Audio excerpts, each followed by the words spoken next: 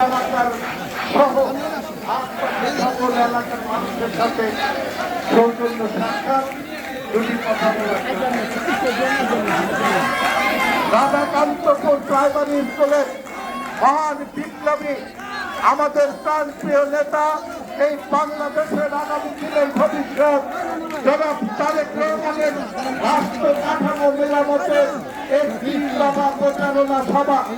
এই প্রচারণা সবার উদ্দেশ্যে আমি মহান বিপ্লবী তারেক রহমানের রাষ্ট্র কাঠামো মেরামতের একটি দফা প্রচারণার শুভ উদ্বোধন ঘোষণা করছি।